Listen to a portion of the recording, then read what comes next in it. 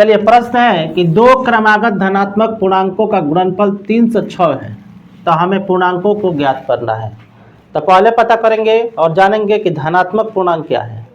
तो धनात्मक पूर्णांक उसको कहते हैं जो संख्या 0 से बड़ी होती है, जैसे 1 2 3 4 5 6, माना जिसके पहले प्लस लगा हो। प्लस का साइन लगा नहीं रहता है, लेकिन प्लस का साइन जो है हाइड रहता है, प्लस का जो चिन्ह होता है वो छिपा रहता है।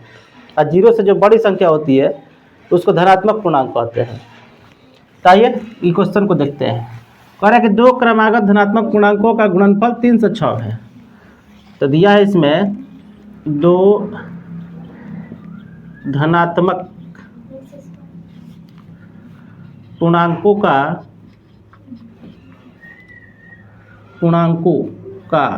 गुणनफल 306 है। तो कोई ना कोई दो को धनात्मक पूर्णांक होगा जिसको गुणा करने पर 306 आता होगा। तो मान लेते हैं, माना पहला धनात्मक पूर्णांक बराबर x और दूसरा धनात्मक पूर्णांक तो क्रमागत है, मतलब कि लगातार है, तो x के बाद x + 1। अब प्रश्न से दो का धनात्मक पूर्णांक है जिसका गुणनफल 306 है। तो पहला x ऐसे गुणनफल तो गुणा, दूसरा है x + 1 और कितना है गुणनफल 306, तो लिख दिए 306। अब इस समीकरण को हल करेंगे। x में x से गुणा किए x², x में 1 से किए x बराबर 306। अब क्या कर रहे हैं कि x² + x, इसको बराबर के पहले कर दिए, माइनस में 306 बराबर 0। अब इसको गुणनखंड के द्वारा जिस तरह हम तोड़ते थे किसी भी समीकरण को, उसी प्रकार इसको तोड़ देंगे।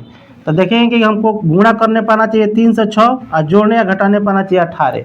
तो वो संख्या क्या है, ये संख्या अपने से सोचना होता है।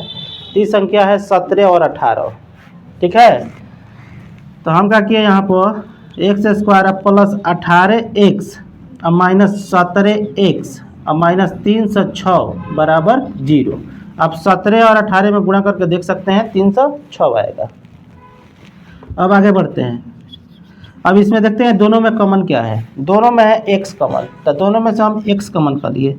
यहाँ से x कॉमन कर दिए तो यहाँ पर 2 को x है तो 1 x बच गया, प्लस यहाँ पर x कॉमन हो गया है तो 18 बच गया।